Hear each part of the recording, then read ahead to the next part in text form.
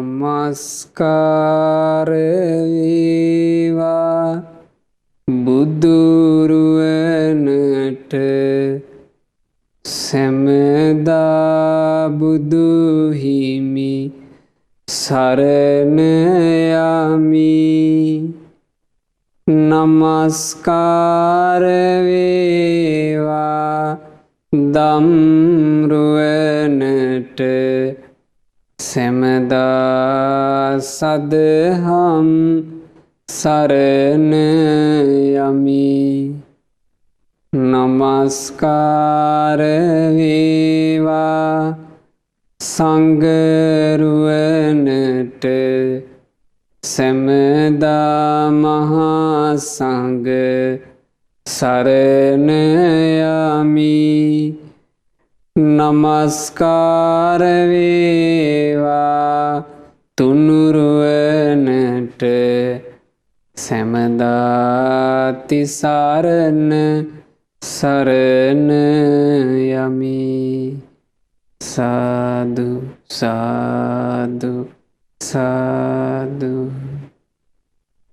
අපගේ කල්යාණ මිත්‍ර ගුරු දේවෝත්තම පින්වත් ලොකු ස්වාමීන් වහන්සේට ගෞරවාදර වන්දනාව වේවා. සාදු සාදු සාදු.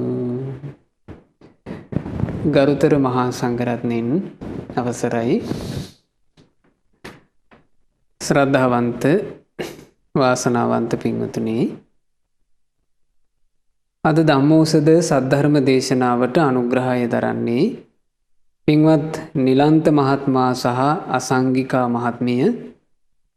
මූලික අරමුණ වෙන්නේ අප්‍රේල් 19 වෙනි දින ජන්මදිනයේ සැමරූ අසංගිකා මහත්මියට නිදුක් නිරෝග සුවය සැලසේවා කියන ප්‍රාර්ථනාවත් නිලන්ත මහත්මයා ඇතුළු පවුලේ හැම දෙනාට මේ ධර්ම දානමය පින්කමේ ආශිර්වාදයෙන් උතුම් චතුරාර්ය සත්‍ය ධර්මය අවබෝධ වේවා කියන උදාර පුණ්‍ය ප්‍රාර්ථනාත් එක්කයි අද දේශනාවට අනුග්‍රහය දරන්නේ.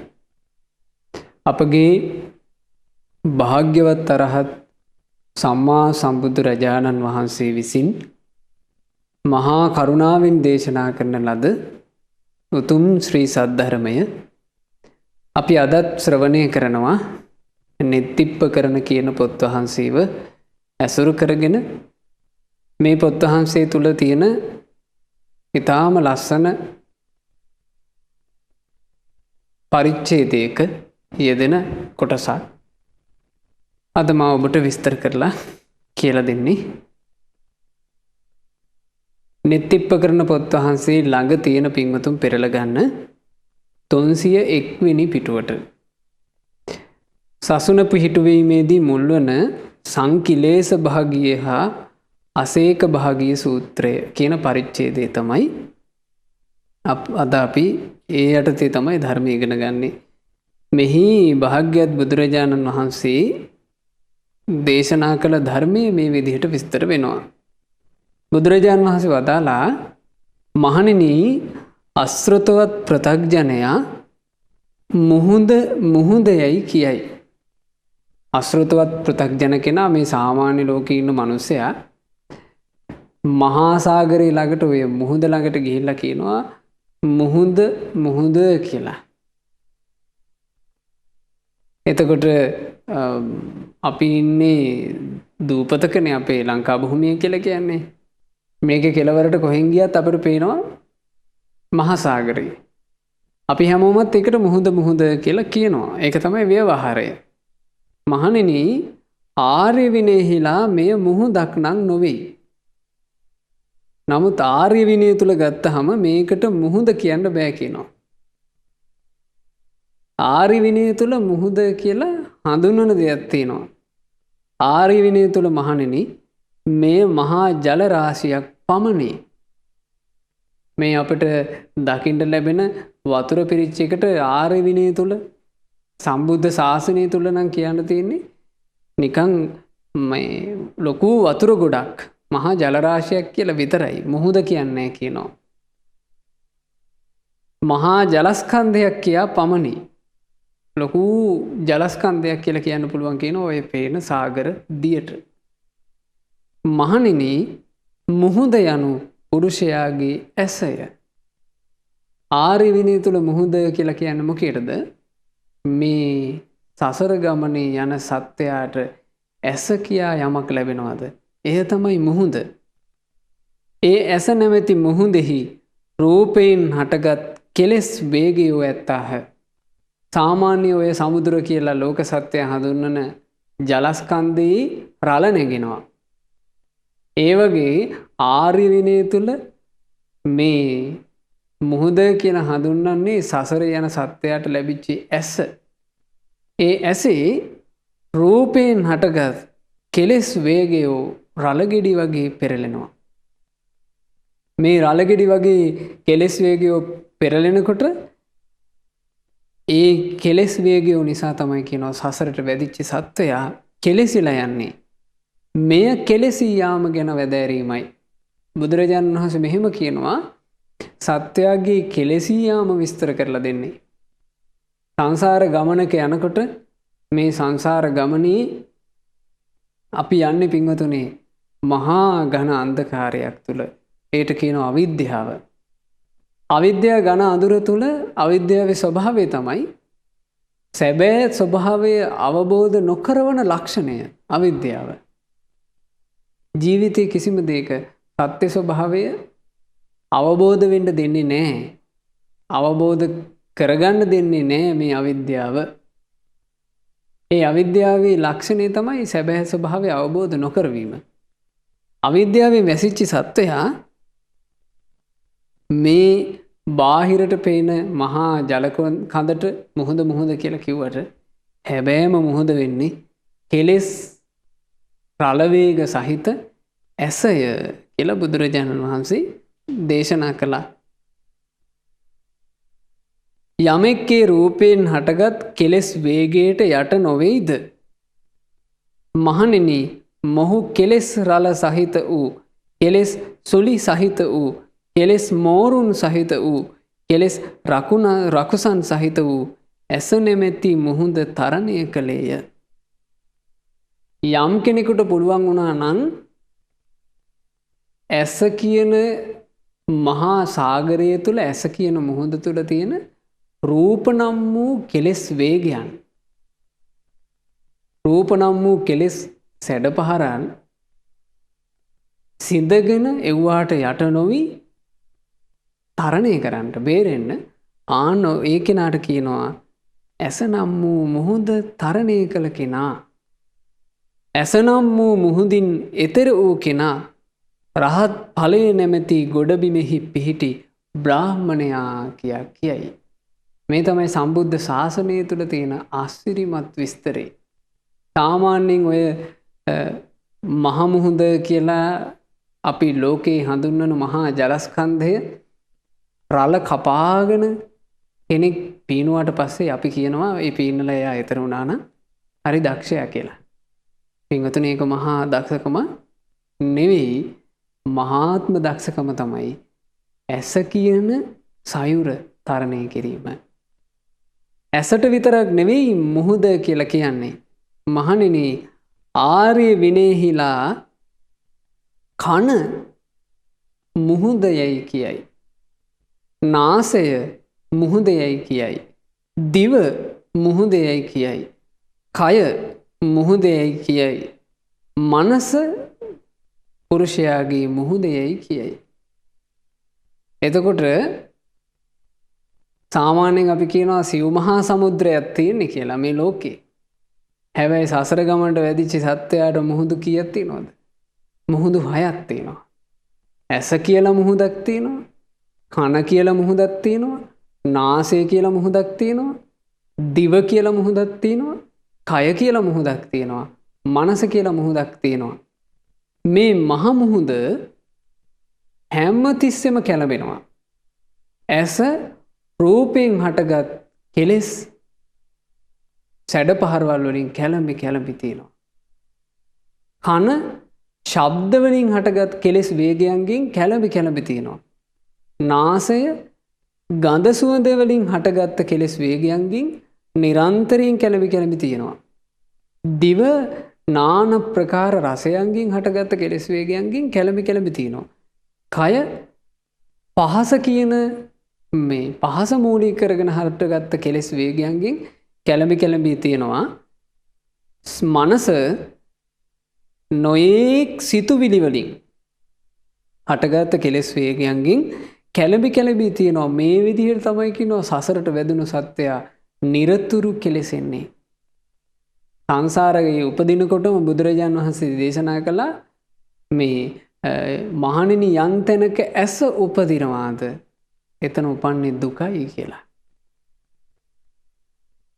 මේ මහා සාගරයේ ඇස කියන සාගරයේ පිංගුතුනි අපට ලැබුණේ සැප උපදින්න නෙවෙයි. කෙලෙස් රළ පහර වලින් පහර කැකුම් මේ පහර කෑම් වලට ලක් වෙවි අපේ ජීවිතේ කෙලෙසෙනවා. ඒ කෙලෙසි ඇස කන නාසය දිවකය මනස නිසාම ආයෙම දුක් සහිත වූ සංසාරයෙන් ඈතර වෙන්න බැරුව අපි ඉන්නවා. මේ තමයි කෙලෙසී යාම. යමෙක් ඒ මනසේ උපදින දැන් බුදුරජාණන් වහන්සේ මෙතන ඇස කන නාසය දිවකය මේ සියල්ලම මේ විදිහට විස්තර කරන්නේ. මනස ගැනත් මෙහෙම විස්තර කරනවා. යමෙක්ගේ මනසේ උපදින අරමුණු වලින් හටගත් කෙලෙස් වේගයට යට නොවේද? මේ මනසේ උපදින කෙලෙස් වලට කෙනෙක් යට වෙන්නේ නැත්තම් මොහු කෙලෙස් රහිත රළ සහිත වූ කෙලෙස් සුලි සහිත වූ කෙලෙස් මෝරුන් සහිත වූ කෙලෙස් රකුසන් සහිත වූ මනස නැමැති මුහුද තරණය කළේය. කෙලෙස් වලට යට නොවින කෙලෙස් කියන ඒවා හඳුන්වන හැටි බලන්න නේද පින්වතුනි? කෙලෙස් වලට කියනවා බුදුරජාණන් වහන්සේ කෙලෙස් රළ, කෙලෙස් සුලි, කෙලෙස් මෝරු, කෙලෙස් රකුසෝ. මේ කෙලෙස් රකුසන්ට අහුවෙන්නේ නැතුව කෙනෙක් මේ මනස කියන මුහුද සයුර තරණය කළා නම් අන්න ඒ කෙනාට තමයි කියනවා මුහුදින් එතර ගිය කෙනා කියලා කියන්නේ. මුහුදෙන් එතර රහත් ඵලේ නම් වූ ෂේම භූමියේ රහත් ඵලේ නම් වූ ගොඩබිමෙහි මනාව පිහිටි බ්‍රාහ්මණයා කියලා කියන්නේ ඔහුටයි. මේ දේශනාව තුළ බුදුරජාණන් වහන්සේ මේ වාක්‍යයෙන් විස්තර කරන්නේ හික්මී අවසන් වුණ අසේක පුද්ගලයා ගැන කියනවා. ඒක රහතන් වහන්සේ ගැන. මේ මහා සාගරය එතකොට තරණය කළා නම් තරණය කළේ කවුද? රහතන් වහන්සේ. අසේක පුද්ගලයා. ඒ රහතන් වහන්සේ තමයි මේ කෙලෙස් සැඩසයුර තරණය කළේ. අවශේෂ සේක පුද්ගලයා ඔක්කොම මේක තරණය කරන්න මහන්සි වෙනවා. පෘථග්ජනයා කෙලෙස් සැඩ සාගරයේ අහුවෙන රැළ පහරට ඇඹරි කෙලෙස් තුලම ගිලෙනවා. සුගත වූ ශාස්ත්‍රූන් වහන්සේ මෙසේද වදාළසේක. යෝයිමං සමුද්දං සගාහං සරක්ඛසං ස ඌමි බයං දුත්තරං අච්චතාරී ස වේදන්ත ගුවසිත බ්‍රහ්මචරියෝ ලෝකන්ත පාරගතෝති උච්චති. යමෙක් කෙලෙස් සැඩ මෝරුන් සහිත වූ, කෙලෙස් රකුසන් සහිත වූ, කෙලෙස් රළ සහිත වූ, ඈතර වීමට ඊතා දුෂ්කර වූ මේ මුහුද තරණය කළේද අවබෝධයෙහි මුදුන්පත් වූයේ වැස නිම කළ බඹසර ඇත්තේ ලොවෙහි කෙලවරට ගියේය. සසරින් එතර වූ නිවන කරා ගියේ ඔහු යයි කියනු ලැබේ. ඒ උතුම් රහතන් වහන්සේලා අපගේ සාරිපුත්ත මහරහතන් වහන්සේ, මහා මොග්ගල්ලාන මහරහතන් වහන්සේ, මහා කස්සප මහරහතන් වහන්සේ ආදී නානා නම්ගුත් ඇති ප්‍රමණ කළ නොහැකි යන්තාක් අසේක වූ රහතන් වහන්සේලා ඇද්ද? ඒ සියලු රහතන් වහන්සේලා පින්වතුනි මේ කෙලෙසී යන කෙලෙස් වලින් ගහන වූ ඇස කන නාසය දිවකය මනස නම් වූ මහා සැඩසයුරු සියල්ල තරණය කළා. අමෘත නිවන නම් වූ ගොඩබිමට පැමිණියා. ඒ උතුම් රහතන් වහන්සේලාට අපගේ නමස්කාරය වේවා. ඒ රහතන් වහන්සේලා කෙලෙසී යන ජීවිතේ කෙලෙසෙන්ට නොදී වළක්වා ගත්තා නම් වළක්වා ගත්තේ පින්වතුනේ වෙන කිසිම ශිල්පයකින් නෙමෙයි. මේ වලක ගත්තේ බුදුරජාණන් වහන්සේගේ උතුම් සද්ධර්මයේ මූලික කරගෙන. ඒ සද්ධර්මයේ තුල හරි ලස්සනට මේ කතාව කියලා දෙනවා. කෙලෙසෙන්නේ කොහොමද? ගැලවෙන්නේ කොහොමද? බුදුරජාණන් වහන්සේ දේශනා කළා මහණෙනි ලෝකේහි සත්වයන්ගේ අයහපත පිණිස ප්‍රාණීන්ට දුක් පිණිස මේ බිලි කොකු හයක් ඇත්තේය. මේ ලෝකයේ තුල සත්වයන්ට විපත ගේන බිලි කොකු හයක් තියෙනවා. ඒ කවර බිලි කොකු හයක්ද යත්? මේ මොනවාද බිලි කොක්ක? දැන් මේ බිලි කොක්ක කියන එක අපි හැමෝම දන්නවනේ. මාළු වලන අය මාළුවාව ඩැහැගන්න දාන කොක්ක බිලි කොක්ක. එතකොට බිලි කොක්ක තියෙන්නේ මාළුවාට යහපත පිණිස නෙවෙයි. මාළුවාට අයහපත පිණිස, දුක පිණිස, විපත පිණිස තියෙන කොක්ක බිලි කොක්ක. ඒ වගේ ලෝක සත්වයාට සංසාර ගමනේ යන සත්වයාට අයහපත පිණිස, දුක පිණිස කියනවා මේ කොකු හය තියෙන්නේ. මොනවද මේ බිලි කොකු හය? ඇසින් දත යුතු ඉෂ්ට වූ, කාන්ත වූ, මනාප වූ, ප්‍රිය ස්වභාව වූ, කැමැත්ත ඇති වෙන, සිත් අලවන රූපයෝය. පළවෙනි බිලි කොක්ක මොකද්ද? ඇසින් දත යුතු. එහෙම නැත්නම් ඇහැට පේන, ඇසින් ගන්න අරමුණක් විදිහට තියනවා කියනවා. ඉෂ්ට වූ, කාන්ත වූ, මනාප වූ, ප්‍රිය ස්වභාවයෙන් යුතු, කාමෝප සංහිත කැමැත්ත ඇති වෙන, රජනීය සිත අලවන, කෙලෙස් සහගත විදිහට සිත අලවා ගන්න රූප. ඉතින් භික්ෂුවක් කියලා කිව්වම මේක තෝර බෙර ගන්න ඕන අපි මේ බුදුරජාණන් වහන්සේ දේශනා කරන්නේ මේ ධර්මයේ භික්ෂුන්ට. ඒ නිසා භික්ෂුවක් කියලා පාවිච්චි කරනවා. නමුත් මේ ඇස තියෙන සියලු අය භික්ෂුවක් ඇසින් දුටු කෙලෙසුන්ට හිත වූ ඒ රූපය සතුටින් පිළිගනීද? ඔන්න භික්ෂුවක් ඒ බිලි කොක්කක් දැක්කා. ඇහැට අරමුණු වෙන අර විදිහේ රූපයක් දැක්කා. දැක්කට පස්සේ ඒ භික්ෂුව ඒ රූපය සතුටින් පිළිගත්තා. එහි ಗುಣ කියයිද? ඒ රූපේම ಗುಣ කියන්න ගන්නවා. එහි බැසගෙන සිටීද? ඒ රූපය තුල බැස ගන්නවා.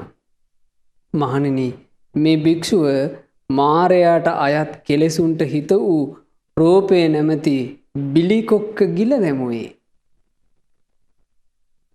ඒ මාරයාට හිත පිණිස පවතින මේ මාරයාගේ පැත්තේ තියෙන මේ බිලි කොක්ක ඔහු ගිල දැම්මා. එතකොට පින්වතුනි බිලි කොක්ක නිකම් මාළුවට දාන්නේ නෑනේ. බිලි කොක්කේ අමුණනවා ඇමක්. ඇමට තමයි මාළු අර වැටෙන්නේ.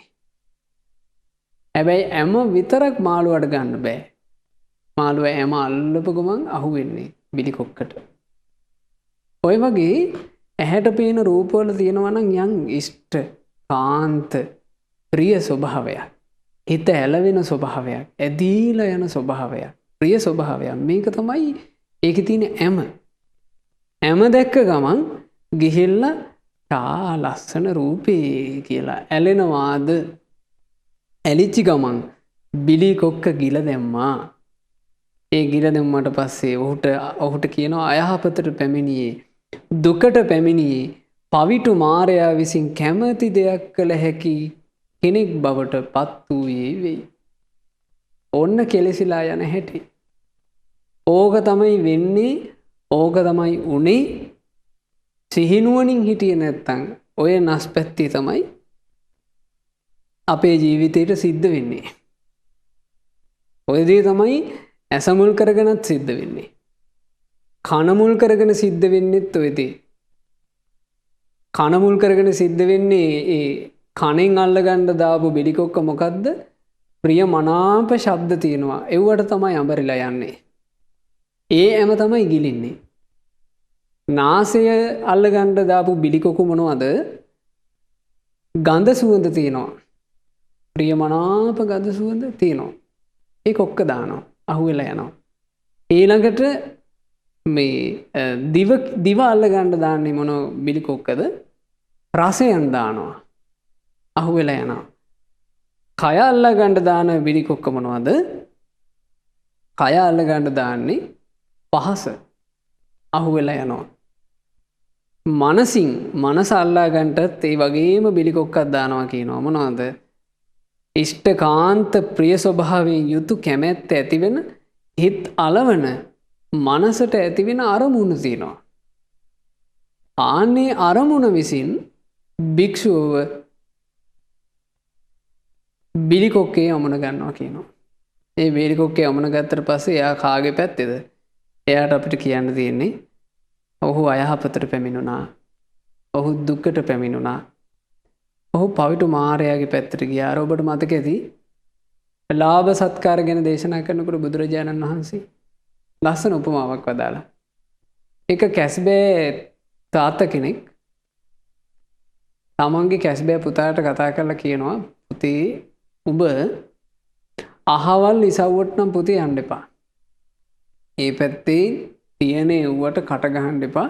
මේ පැත්තේ තියෙන දෙයක් කාලා හිටන් කියලා කැස්බෑ තාත්තා පුතාට අවවාදයක් කළා. එතකොට මේ පුත්‍රයා කියන්නේ කැස්බෑ පුතා ඇහුවේ නැහැ. මේ කැස්බෑ පුතා තාත්තට නොපෙනෙන්න දවසක් යනවා යන්න එපා කියපු ඉසව්වට. ගිහිල්ලා හොද්ද හැටියට එහි ප්‍රණීත කෑම තිබ්බ කෑවා. කාලා ආවා. කාලා එනකොට තාත්තා ඉන්නවා මග බලාගෙන. තාත්තා අහනවා, පුතේ උඹ මං එපා කියපු පැත්තට ගියේ එහෙම නෑ නේද? එතකොට ඒ කැස්බෑ පැටියා කියනවා, තාත්තේ මං ඒ පැත්තට ගියා. උඹ එහෙ තියෙන ඒවා කෑවද? ඔව් තාත්තේ මං එහෙ තියෙන ඒවා කෑවා. ඉතින් මගේ පුතේ උඹට ප්‍රශ්නයක් නැද්ද කියලා ඇහුවා. එතකොට ඒ කැස්බෑ පුතා කියනවා, අනේ තාත්තේ එහෙමට ප්‍රශ්නයක් නෑ. නමුත් මගේ පස්සෙන් නූලක් එනවා කිව්වා. එතකොට තාත්තා කියනවා, පුතේ කැස්බෑ පැටියෝ එහෙනම් ඔබ ඒ පැත්තටම ඵලයන්. ආයෙ ඔබ අපිට අයිති නෑ කිව්වා. ඇයි දඩයක්කාරයන්ගේ බිලිය කොක්ක ඒ කැස්බෑ පැටියක් කෑවා. ඕන් ඔය වගේ තමයි වෙන්නේ භික්ෂුවට. ඇහැට පේන රූපයට අහු වුණාද මාරයාගේ පැත්තට ගියා. කනට ඇසෙන ශබ්දයට අහු වුණාද මාරයාගේ පැත්තටම ගියා. නාසයට දැනෙන ගඳ සුවඳට අහු වුණාද මාරයාගේ පැත්තටම ගියා. කයට දැනෙන පහසට අහු වෙනවාද මාරයාගේ පැත්තටම ගියා. හිතට එන හිතුවිලි වලට අහු වෙනවාද මාරයාගේ පැත්තටම ගියා. ඕන් ඔහොම තමයි කියනවා සසරට වැදිච්චි සත්වයා කෙලෙසී යන්නේ. මේ කෙලෙසී යාම ගැන විග්‍රහ කරනකොට හරි පුදුමයි පින්වතුනේ මේ බුදුවරුන්ගේ ධර්ම දේශනාවේ තියෙන ස්වභාවය. බුදුරජාණන් වහන්සේලා සසර ගමනේ දුකට වැටිච්ච සත්‍යාව සසරින් ගොඩ ගන්නට ඇතැම් අයට කෙලෙසී යාම ගැන දහම් කතාව දේශනා කරනවා. ජීවිතේ කෙලෙසෙන්නේ මෙහෙමයි රැකගනින් කියලා. එතකොට ඥානේ තියෙන අය කෙලෙසෙන ජීවිතේ රැක ගන්නවා, ආරක්ෂා කර ගන්නවා. ඥානෙ නැති පුද්ගලයාට කරන්න දෙයක් නැහැ. ඥානෙ නැති පුද්ගලයා මේ විකාර කියලා ගරහ යනවා. යන නිරේක අපිනේ යන්නේ. අපි ඒව බලා ගන්න කියලා ඥානෙ නැති පුද්ගලයා අඥානකමම කොඩිය විදිහට ඔසවගෙන පෙන්නනවා. ඒක ඔසවගෙන එහෙම යනවා දුක් සහිත සසරේ. එහෙම තිබ්බනේ කෝකාලික සාරිපුත්ත මොග්ගල්ලාන කියන උතුම් අග්‍ර ශ්‍රාවක දිනම් වහන්සේ ගැන හිත අපහදව ගත්තා. හිත අපහදවගෙන අනේ බයිනවා දැන්. බැනගෙන බුදුරජාණන් වහන්සේ ළඟටත් ආවා. ඇවිල්ලා කිව්වා, ස්වාමීනි මේ සාරිපුත්ත මොග්ගල්ලාන දිනම් වහන්සේ හරි පවිටු ලාමක ගති තියෙනවා කියලා දැන් ඉතින් කතන්දර කියනවා. බුදුරජාණන් වහන්සේ වදාලා, කෝකාලික සාරිපුත්ත මොග්ගල්ලාන දිනම් වහන්සේලා ගැන හිත පහදවා ගන්නට, හිත දූෂිත කර ගන්නට එපා. එතකොට මේ මාන්නක්කාර අඥානයාගේ ස්වභාවය තමයි ඔහුට ඔසවන්න වෙන දෙයක් නැහැනේ. මාන්නේ නම් වූ අන් දෙක ඔහු ඔසව ගන්නවා. අඥානකම නම් වූ බෙල්ල ඔහු උඩට ඔසව ගන්නවා. ඉතින් මේ කෝකාරික කියනවා ස්වාමීනි මට ඔබ වහන්සේ ගැන පහදින්න පුළුවන්. හැබැයි ස්වාමීනි සාරිපුත්ත මොග්ගල්ලාන දිනුම් වහන්සේලා ගැන නම් බෑ මට පහදින්න කිව්වා. කරුණ සහිතව සත්පුරුෂයන් වහන්සේ ශාස්ත්‍රූන් වහන්සේ කරුණ පෙන්වද්දිත් බැරි වුණා. අවසානයේ ආයිමත් දුක් සහිත සසරටම බුදු කෙනෙක් මුණ ගැහිලා බුදු කෙනෙකුගේ ශාසනය සිවුරු පොරවගෙන ආයම දුක් සහිත සසරටම වැටුණා. ඒ තමයි අඥානයාගේ ස්වභාවය. බුදුරජාණන් වහන්සේ කෙලෙසී යාම ගැන කොතෙක් විස්තර කළා. උට අල්ලගන්න තරම් ශක්තියක් නැහැ. එතකොට තේරුම් ගන්නට කෙලෙසී යාම ගැන කරන විග්‍රහය බුදුරජාණන් වහන්සේ කරන විග්‍රහය හැම කෙනාම අල්ලන්නේ නැහැ. ඉතාම අතලොස්සයි.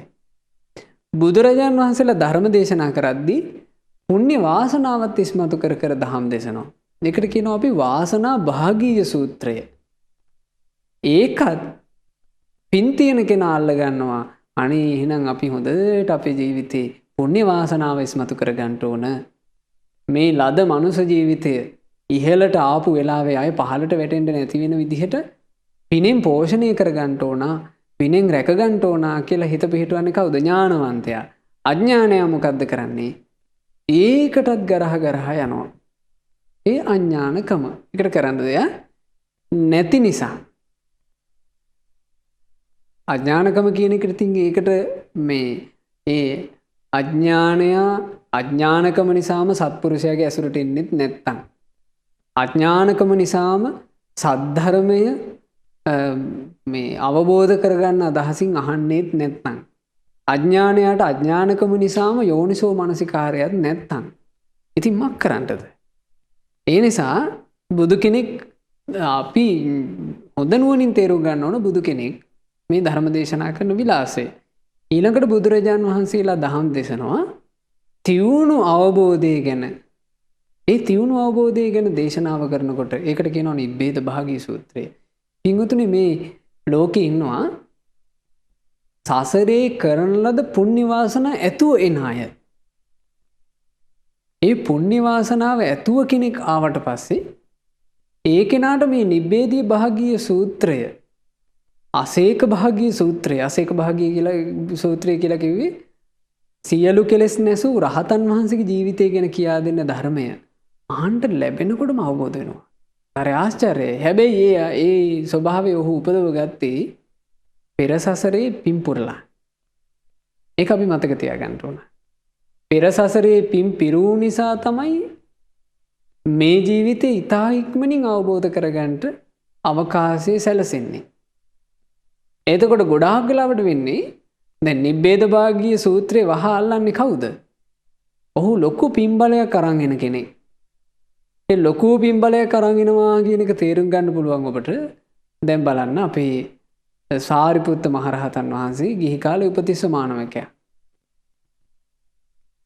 අස්සජී මහ තෙරුන් වහන්සේ දැකලා කිව්වා ස්වාමීනි මට දහමක් කියන්න. ඔබ වහන්සේ මේ දැකපු ඒ දහම මට කියන්න මං ආසයි අහන්න. එතකොට කිව්වා මේ අස්සජී ස්වාමීන් වහන්සේ අස්සජී මහරහතන් වහන්සේ තරුණේ මං මේ අලුත් නවක භික්ෂුවක් මට එහෙම විස්තර විභාග නම් කරන්න බෑ කිව්වා. නෑ ස්වාමීනි විස්තර විභාග කතාවක් ඕනේ නෑ. ඔබ වහන්සේ කියන්ට වටහා ගන්න එක මා සතුයි කිව්වා. එතකොට අස්සජී මහරහතන් වහන්සේ ඒ උපතිස්ස මානවකයාට උපතිස්ස තරුණයාට කියනවා යේ ධම්මා හේතු පබවා තේසං හේතු තථාගතු ආහ. යම් මේ ධර්මය ඇද්ද හේතුන් නිසා හටගත් ඒ ධර්මයන් හටගන්නට හේතු භූත වූ කාරණා ඒ බුදුරජාණන් වහන්සේ වදාළසේක. තේ සංචයෝ නිරෝධෝ ඒවා නිරුද්ධ වීමද බුදුරජාණෝ වදාළසේක. ඒවන් වාදී මහා සමනෝ ඕන්න ඔය මේ හේතුඵල දහම ඒ මහා ශ්‍රමණයන් වහන්සේ වදාරන්නේය කියලා මේ ගාථාව දේශනා කරනකොට පින්වතුනි අවබෝධ කළානේ. දැන් මේ ගාථාව අපි අපේ ජීවිතේ කොච්චර අහලා ඇද්ද? නමුත් අපට අවබෝධ වෙන්නේ නැහැ. ඒක තමයි එක එකනා අරගෙන ඉන්න පුණ්‍ය වාසනාවේ වෙනස. ඇතැම් අය මේ ජීවිතයට එනවා මේ ලෞකික සම්මා දිට්ඨිය සහිතවම. ඒ අය උපදිනකොට මේ අයට දැක්ම ජීවිතය ගැන දැක්මක් තියෙන්නේ මෙහෙම. අත්ති දින්නම් දන් දීම ගොඩාක් හොඳ දෙයක්. අත්ති යිට්ටං පුද සත්කාර කිරීම ගොඩක් හොඳ දෙයක්. අත්ති හුතං මේ වන්දනමාන ආදී බොහෝම ජීවිතයට යහපත සලසන ඒවා. අත්ති මාතා අම්මා කියලා විශේෂ කාන්තාවක් මට ඉන්නවා. අත්ති පිතා තාත්තා කියලා විශේෂ පුරුෂයෙක් මට ඉන්නවා. අත්ති අයං ලෝකෝ මෙලොවක් කියලා එකක් තියෙනවා. මේ අපි දැන් ඉන්නේ මෙලොව. අත්ති පරෝලෝකෝ මෙලොවින් පස්සේ යන්න තියෙන සුගති දුගති ආදී වශයෙන් තියෙන පරලොවක් තියෙනවා. අත්ති මේ සුකට දුක්කටානං කම්මානම් පලං විපාකෝ. හොඳ දෙයක් කරොත් හොඳ විපාක, නරකක් කරොත් නරක විපාක කියලා එකක් මේ ලෝකෙත් තියෙනවා. අත්ති සත්තා ඕපපාතික. ඕපපාතිකව කර්මානුරූපව උපදින සත්තු ඉන්නවා. මේ තමන් කරපු පිනට බවට අනුව කර්මානුරූපව උපදින සත්වයෝ ඉන්නවා කියලා ඔහු පිළිගන්නවා. ඊළඟට මේ ලෝකේ ගැන ඔහුට හරි ලස්සන දැක්මක් තියෙනවා. මේ ලෝකේ මෙලොව පරලොව දෙලොවම අවබෝධ කරගෙන ඒ අවබෝධය ඇතිව දහම් දෙසන මුනිවරු ඉන්නවා. ඕනෝක ඇතුව උපදින අය ඉන්නවා. එතකොට ලොකු පිම්බලයක් තියෙන කෙනෙක් තමයි එහෙම එන්නේ. එහෙම කෙනාට කවුරු හරි උනන්දු කළත් නැතත් ඔහු පින් කරනවා. ඇයි ඔහු පුණ්‍ය වාසනාව අරගෙන ඉන්නේ? ඔහුට වාසනා භාග්‍ය සූත්‍රය අවශ්‍ය නැහැ. ඇයි හේතුව? ඔහු පුණ්‍ය වාසනාව අරන් එන කෙනෙක්. හැබැයි පින්වතුනි ගොඩාක් දෙනෙක් මේ ලෝකෙට එන්නේ පුණ්‍ය වාසනාව උපද්ද ගන්නටවත් හැකියාවක් දක්ෂකමක් නැතුව. ඒකත් පෙරලෙන ස්වභාවයෙන්. ඉතින් එහෙව් කෙනා කොයිතරම් ශ්‍රද්ධාවකින් යුක්තව මේ දහම් කතාවන් අහන්න ඕනද? බුදු කෙනෙක් නිබ්බේද භාගීය සූත්‍රය දේශනා කරනකොට කොච්චර වේගෙන් අවබෝධ කරනවාද කියලා තේරුම් ගන්නට මම ඔබට ලස්සන කාරණාවක් කියන්නම්. මාළුන්ගේ පුත්ත කියලා මහතෙරුන් වහන්සේ නමක් හිටියා. ගොඩාක් වයෝවෘද්ධයි. බුදුරජාණන් වහන්සේ ළඟට මාළුන්ගේ පුත්ත තෙරුන් වහන්සේ ගිහිල්ලා. එතකොට වයසයි. ගිහින් කියනවා ස්වාමීනි මට කෙටියෙන් දහමක් දේශනා කරන්න ස්වාමීනි මම අප්‍රමාදී වේ ධර්මයේ පුරුදු වෙන්න. ඒතර බුදුරජාණන් වහන්සේ දේශනාවේ වදාලා මාළුන්ගේ පුත්ත ඔබ වගේ වයසක භික්ෂුණුත් කෙටියෙන් කියන්න කියලා කියනවනම් මම මේ තරුණ උන්වහන්සේලාට මොනවද කියන්නේ කියලා. එතකොට මාළුන්ගේ පුත්ත තෙරුන් වහන්සේ කියනවා නෑ ස්වාමීනි මට කෙටියෙන් දහමක් දේශනා කරන්න මම අවබෝධ කරන්න. එතකොට බුදුරජාණන් වහන්සේ මාළුන්ගේ පුත්ත ස්වාමීන් වහන්සේට කියනවා එහෙමනම් මාළුන්ගේ පුත්ත දිත්තේ දිට්ඨ මත්තම් භවිස්සත. එහෙනම් මාළුන්ගේ පුත්ත ඔබ දැක්කොත් දැකපු දේ දුටු පමණින්ම නිමාවකට පත් කරගන්න. සුතේ සුත මත්තම් භවිස්සත. යමක් ඇහුවොත් එහෙම අහපු එක ඇසූ පමණින්ම නිමාවකට පත් කරගන්න. මුතේ මුත මත්තම් භවිස්සත. ආග්‍රහණය කළොත් දෙයක් ඒ ආග්‍රහණය කරපු දේ ආග්‍රහණය කිරීම පමණකින්ම නිමාවකට පත් කරගන්න. ඊළඟට යමක් රස වින්දොත් යමක පහස ලැබුවොත් ඒක එතනින්ම නිමාවකට පත් කරගන්න. විඤ්ඤාති විඤ්ඤාත මත්තම් භවිස්සත. ඊළඟට මේ පහසක් ලැබුවොත් මේ අරමුණක් දැනගත්තොත් විඤ්ඤාති කියලා කිව්වේ දැනගන්නවා. අරමුණක් දැනගත්තොත් දැනගැනීම මාත්‍රයකින් මේක නිමාවකට පත් කරගන්න කිව්වා. ඇයි මෙහෙම කිව්වේ? මේ තමයි ධර්මයේ හැසිරීම. සාමාන්‍යයෙන් එහෙමද වෙන්නේ? ඇහෙන් රූපයක් දැක්කොත් එහෙම ඒක කෙලවරක් නැහැනේ.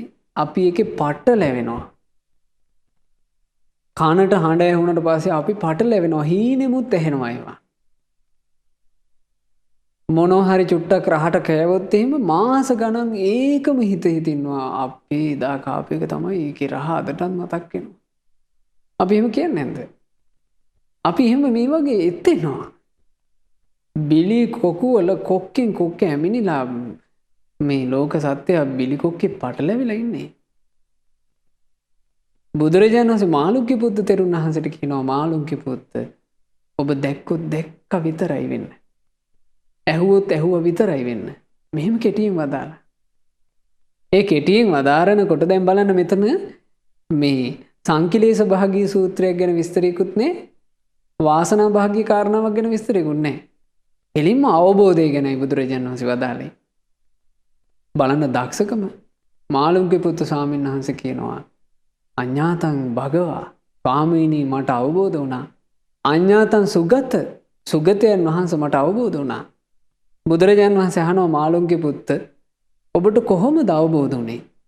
අන්න අවබෝධය කෙටියෙන් ලද අවබෝධය සවිස්තරව විස්තර කළා. ඒ විස්තරේ තියෙන්නේ බිලිකොක්කට හසු වීම. බලන්න බිලිකොක්කට හසු වෙන හැටි මාළුක්‍ය පුත්ත තෙරුන් වහන්සේ විස්තර කරන විදිහ.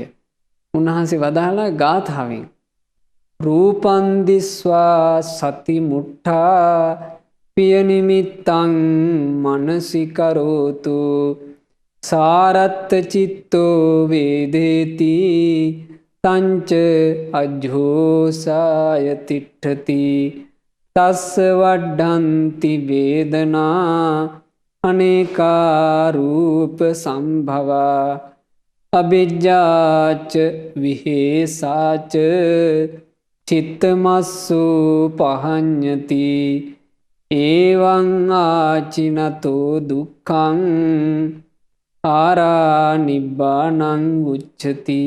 ඕන්න ඔහොම තමයි මාළුක්‍ය පුත්ත ස්වාමීන් වහන්සේ ඇහැ තේරුවේ. රූපං දිස්සා සති මුට්ඨා ස්වාමීනි සිහිය මුලා කරගෙන රූප දැක්කොත් පිය නිමිත්තං මනසි කරෝතු ඒ මුලාවෙන් දකින රූපේ බිලි කොක්ක පේන්නේ කොක්ක පේන්නේ එම තමයි පේන්නේ. ප්‍රිය නිමිත්ත පේන්නේ. ලස්සන හැඩ මෙහෙම ඒකේ ප්‍රිය ස්වභාවය පේන්නේ. ඇයි? සිහිය මොට්ට නිසා. මුලා වූ සිහිය රූපේ බලනකොට ප්‍රිය නිමිත්ත පේන්න ගන්නවා. ඒ ප්‍රිය නිමිත්ත පෙනෙද්දී සාරත්ත චිත්තෝ වේදේති මාළුවා යම දැක්කාම කඤ්ඤං මං කියලා පැනගෙන යනවා වගේ. අරකෙ දැක්කේ යමනේ ඉක්මන රූපේ කාවද්ද ගන්නවා.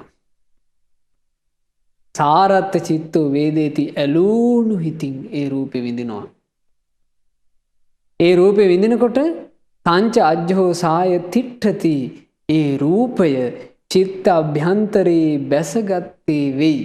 හරියට එම කන්ට ගියපු මාළුවාගේ කට පසාරු කරගෙන යන්ට බිලි කොක්ක ඇමිනෙනවා වගේ මේ ලෝක සත්වයාගේ හිතේ අර රූපය ඇමිනෙනවා. ගලව ගන්න බෑ. ඇමිනෙනවා. තස්ස වඩ්ඩන්ති වේදනා අනේකා රූප සම්භවා.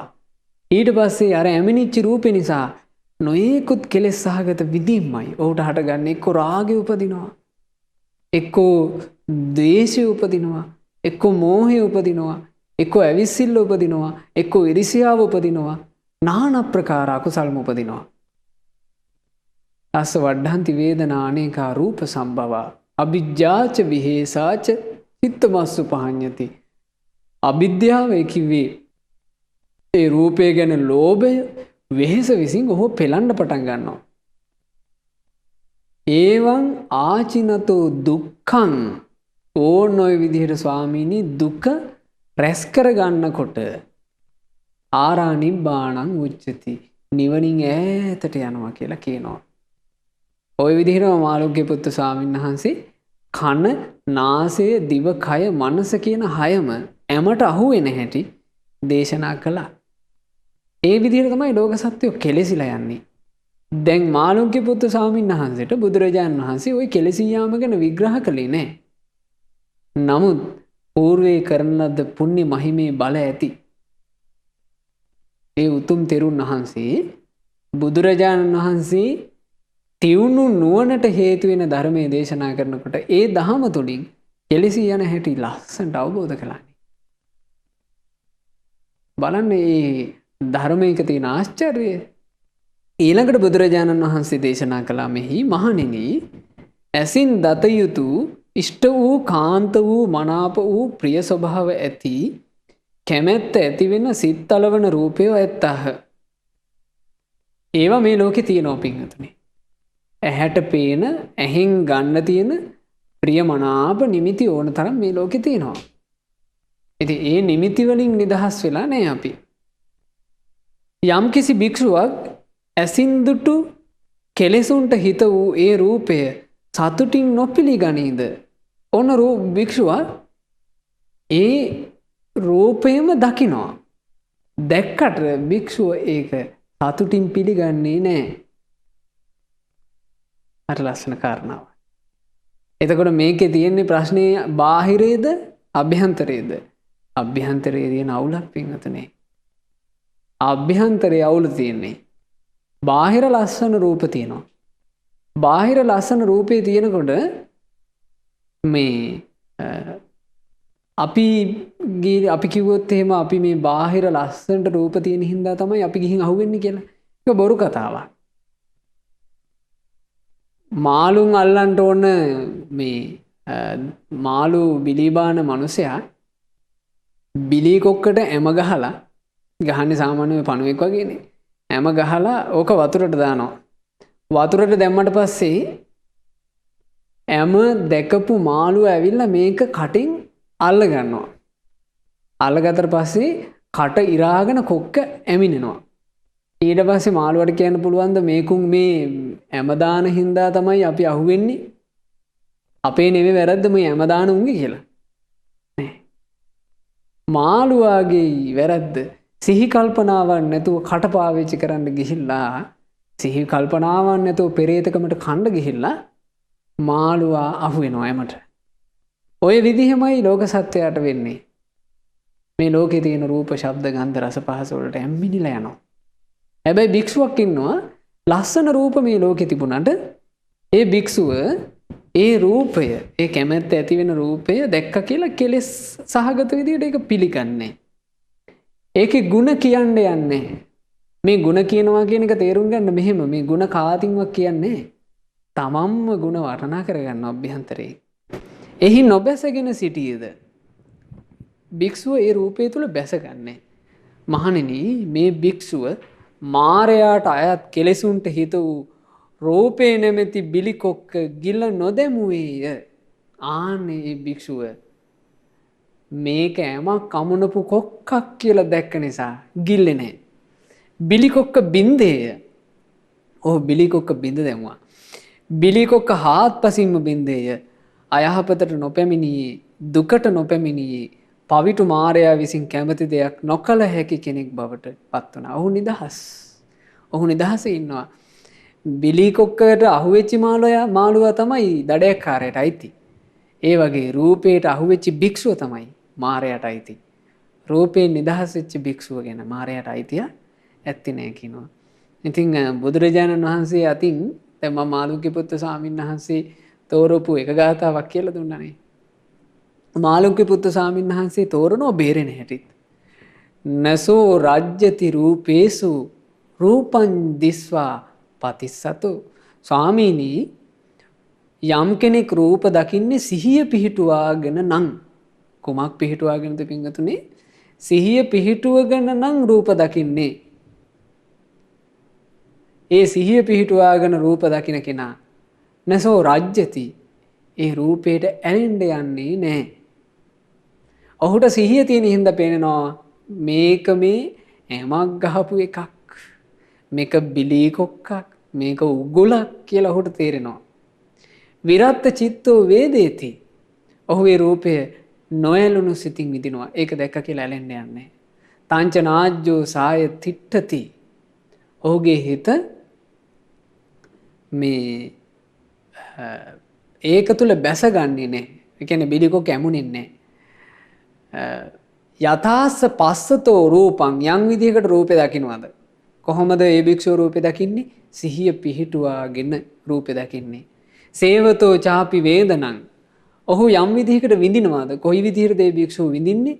නොයලුණු සිතින් විඳින්නේ. කීයති එසේ රූප දකිනා ඔහුගේ, එසේ රූප විඳිනා ඔහුගේ දුක් ගෙවෙන්නේය නෝ පචීයති, දුක් රැස් නොවේ. ඒවන්සෝ චරති සතෝ, ඔන්න ඔහොම තමයි භික්ෂුවක් සිහියෙන් හැසිරෙන්නේ. ඒවන් අපචිනතෝ දුක්ඛං.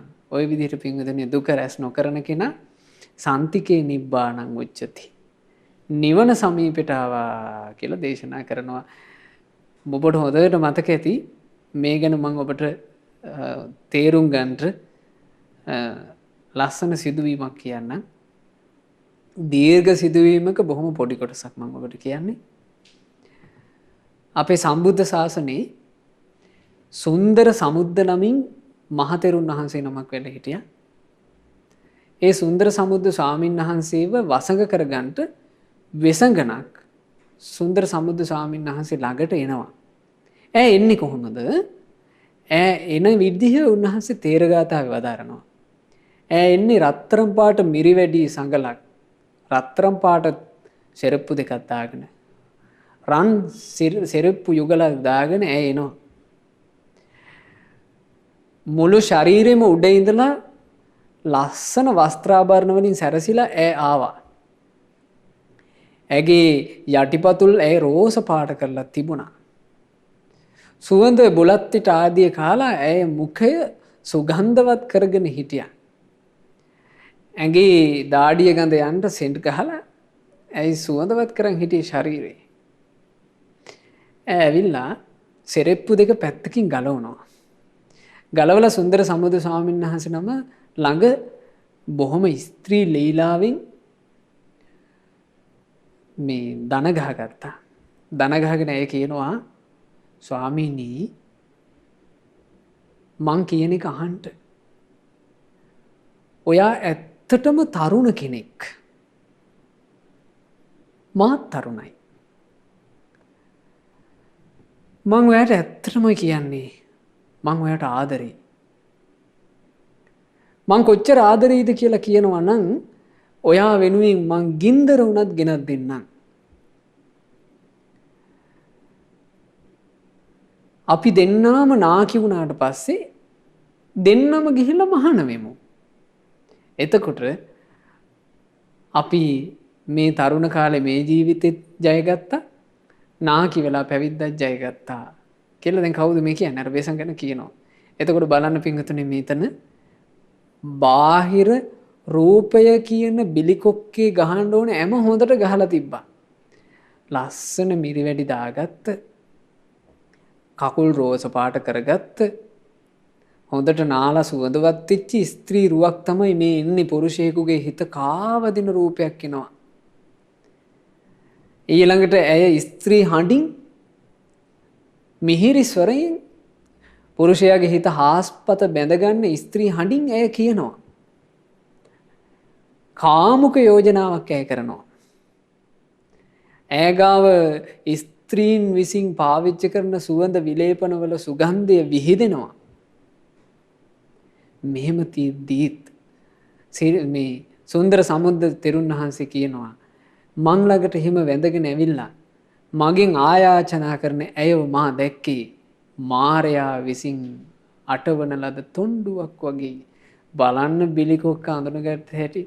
සම්බුද්ධ ශාසනයේ පින්වතුනේ වැඩ හිටියේ ආන්නේ වගේ ආශ්චර්යවත් මුනිවරු. ඒ මුනිවරු බිහි වුණේ මේ ධම්මෝසදයෙන්. ධම්මෝසද කියලා කිව්වේ මේ පරම ඖෂධය නම් වූ ශ්‍රී සද්ධර්මයෙන්.